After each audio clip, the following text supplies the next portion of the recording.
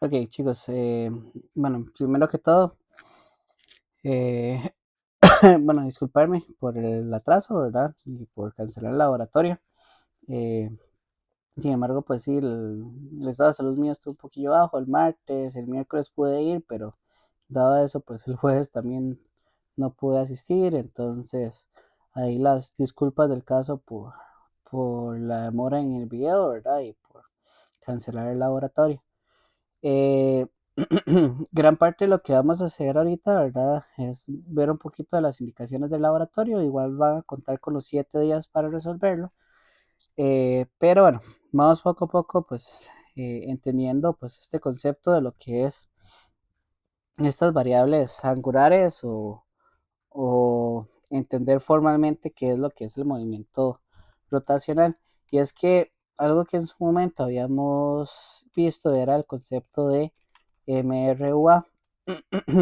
Entonces, en MRUA, la característica era que era primero acelerado y segundo era un movimiento rectilíneo, o sea, recto. Y de hecho, incluso cuando teníamos que analizar movimientos como movimientos parabólicos, eh, o incluso aplicaciones de las leyes de Newton, las forzábamos en dos vectores lineales, uno en X y otro en Y. Pero para eso tenemos que reforzar qué es esto que le llamamos los radianes. Porque entonces los radianes, ¿verdad? Era lo que nos decía, en vez de 0 grados, bueno, 0 sigue siendo el mismo, pero en vez de 90 grados ponemos pi medios, pi, 2 pi tercios, y si volvemos a la misma posición angular, decimos que es 2 pi. Entonces, un 2 pi lo que nos da es una revolución. Y una revolución, ¿verdad? Es una vuelta completa. Entonces, incluso en su momento habíamos dicho que si agarrábamos eh, este círculo, ¿verdad? Y, y lo hacíamos como una línea. Segundo.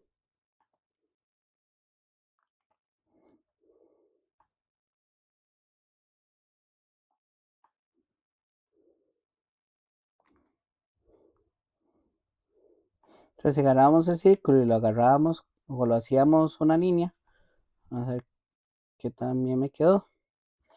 Y esta línea tenía un ángulo de 360 grados, porque era un círculo, ¿verdad?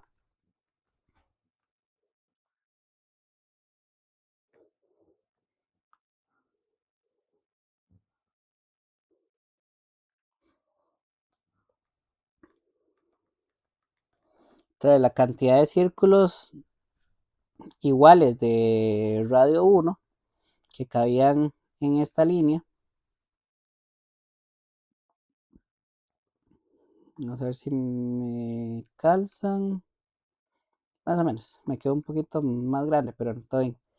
Eh,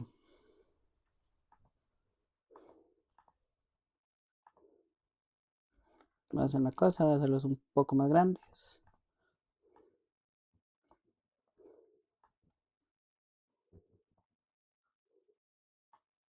mucho.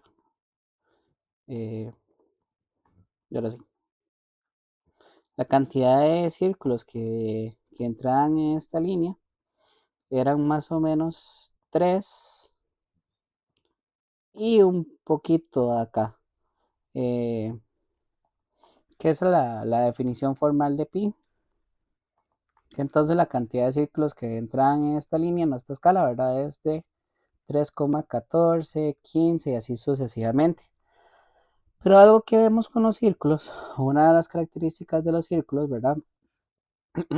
Es que ya no, bueno, en su momento habíamos visto que si algo seguía una línea recta, o sea, habíamos visto diferentes componentes, por ejemplo, una que iba desde el círculo, o sea, la parte exterior del círculo hacia el centro, que esto le habíamos llamado una centrípeta, o sea, ya sea una aceleración, una velocidad o una fuerza. Había otra, ¿verdad? Que era una línea recta, que esto le llamamos traslacional para este tema. En su momento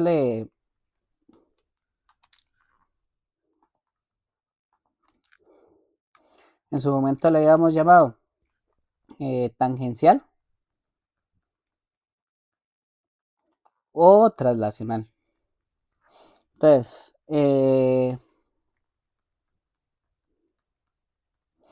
¿por qué tangencial? Porque es una línea tangente que toca en la curva un solo punto. En pocas palabras, pues una derivada, digámoslo así. Pero, perdón, cuando nos movemos en un círculo, lo que vemos es que tenemos un ángulo inicial y tenemos un ángulo final. Entonces, desde el ángulo inicial hasta el ángulo final, lo que se nos va a formar acá es un delta del ángulo. Porque lo que va a hacer el objeto moviéndose de manera circular es desplazarse por este arco. Es una sección, ¿verdad? Del círculo o todo el círculo. Entonces, ¿cuánto dura o cuánto cambia este ángulo? Eso es lo que le llamamos un delta del ángulo, que es el desplazamiento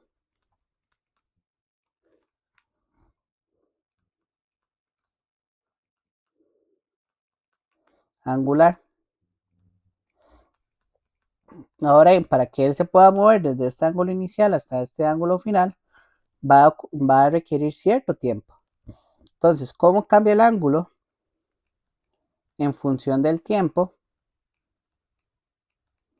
Es lo que le llamamos la velocidad angular.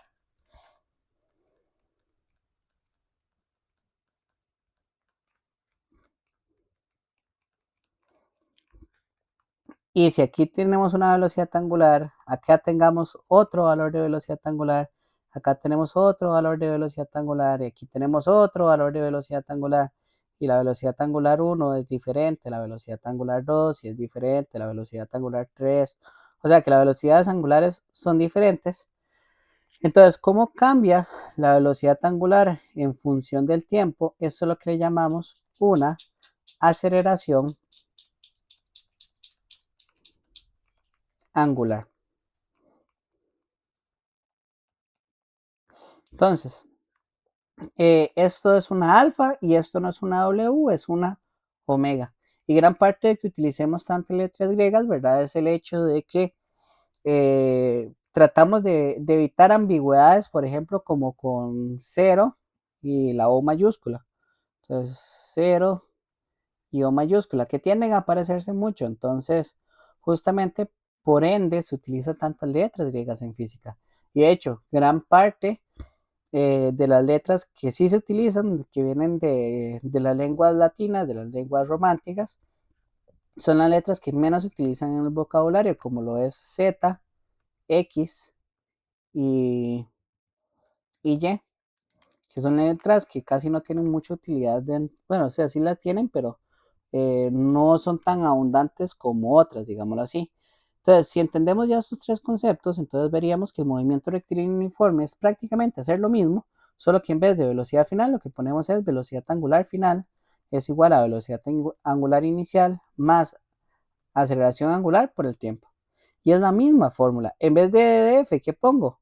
Ángulo final es igual al ángulo inicial más velocidad angular final más velocidad angular inicial dividido entre 2 por el tiempo.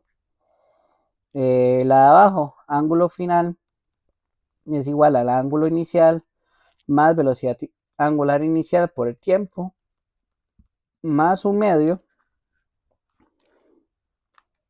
de alfa por t a la 2. Ángulo final es igual al ángulo inicial más omega final por el tiempo menos un medio de alfa por t a la 2. Y que la velocidad angular final a la 2 es igual a la velocidad angular inicial a la 2 más 2 por alfa por el cambio del ángulo. Y si vemos son las mismas fórmulas que en su momento habíamos utilizado para velocidad angular cuando no teníamos un cambio del ángulo, cuando no teníamos eh, la velocidad angular, cuando no teníamos velocidad angular final, cuando no teníamos velocidad angular inicial y cuando no teníamos tiempo. Entonces, prácticamente es lo mismo, solo que entenderlo de una manera circular, de una manera rotacional circular. Entonces, prácticamente ya con esto, ¿verdad? Es que podemos ir entendiendo o ampliando un poquito más el concepto de lo que es movimiento circular uniforme, movimiento circular uniforme acelerado. Ahora, ¿qué es lo que me va a dar entonces la relación entre, entre lo que es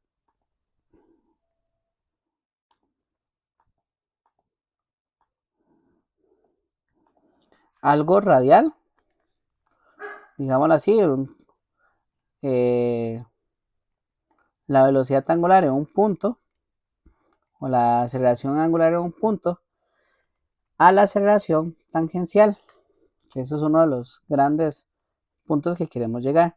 Entonces, lo que vamos a ver es que, como lo habíamos visto en laboratorio en su momento, todo cuerpo que gira en un momento donde ya deja de girar va a tender a desplazarse de manera lineal. Entonces, toda esta aceleración angular luego se va a cambiar a aceleración traslacional. ¿Y de qué va a depender? Principalmente del radio. Entonces, la aceleración traslacional es igual al radio por alfa. Igual la velocidad traslacional es igual al radio por alfa.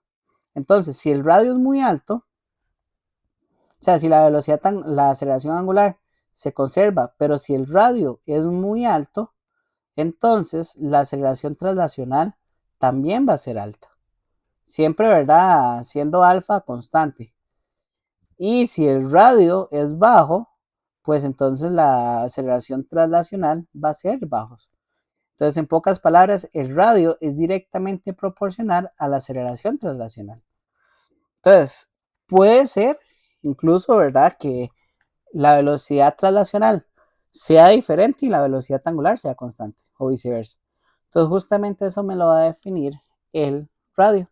Entonces, gran parte de lo que queremos demostrar en este laboratorio es qué pasa cuando cambiamos el radio de un objeto que gira.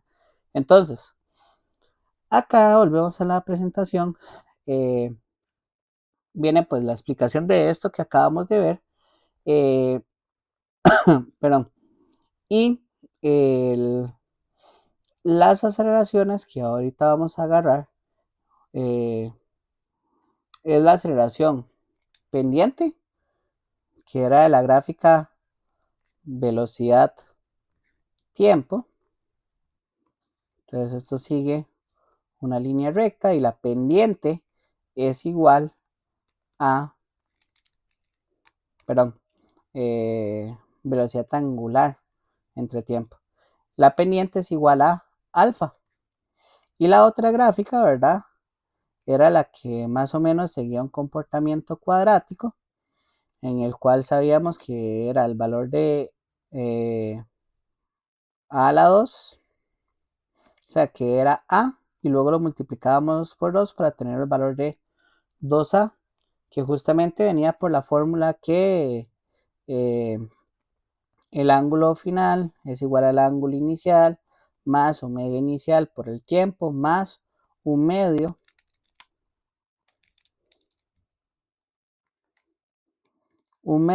de a por el t a la 2. Entonces, al multiplicar esto es lo que nos va a dar el valor de la cuadrática, ¿verdad? Dado el comportamiento de c más bx más ax a la 2.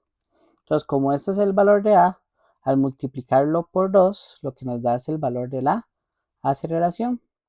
Entonces, agarramos también la gráfica de la aceleración de la gráfica del ángulo en función del tiempo.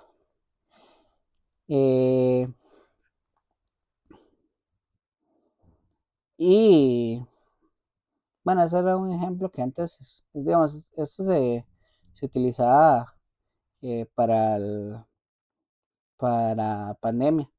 Pero bueno, y bueno, esto es lo que le vamos a llamar el alfa, calculado el alfa teóricamente, que es la velocidad angular final menos la velocidad angular inicial entre el tiempo. Pero el objeto parte del reposo. Entonces vamos a decir que es cero y me quedaría entonces que la velocidad angular entre el tiempo es igual al alfa. Entonces, eh, aquí viene pues el video, ¿verdad? El armado del equipo. Es un video de YouTube grabado por el coordinador. Dura más o menos 4 minutos para que vean cómo es que se armó el equipo del laboratorio y tengan pues noción de los datos que van a tomar para esta parte. Y el otro enlace, ¿verdad? Eh, es este. Uy, uy,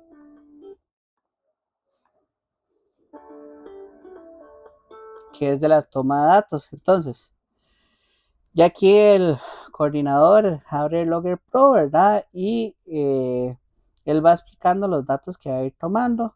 Entonces aquí está el valor de A y acuérdense que tienen que multiplicarlo por 2 para obtener el valor de la aceleración, sacar el valor de la pendiente, que ese es el de A pendiente, eh, y eh, ahí lo que hacen con el video es van tomando los datos que él va dictando y llenan la tabla de Excel que se los voy a facilitar y prácticamente eso sería lo correspondiente a, a la toma de datos de esta semana. Entonces, es muy importante, ¿verdad? Que bueno, esta es la tabla que van a llenar. Entonces, las personas que trabajen, porque a veces la modalidad sincrónica hace que no todos trabajen, entonces, perdón. Bueno, y sacan porcentajes que pasan de la primera y de la segunda parte, que es el radio menor y el radio mayor. Entonces, apuntan los datos y eso sería prácticamente eh, todo lo de esta semana. Entonces, les pediría entonces que en alguna columna pongan el nombre de los integrantes que trabajaron y las personas que del todo no trabajaron esa semana, Jane, no les pongan el nombre y pierden los puntos y prácticamente sería una ausencia. Entonces, esto para que lo tengan en consideración. Entonces, muchas gracias chicos. Si hay cualquier duda o consulta, pues quedo atento.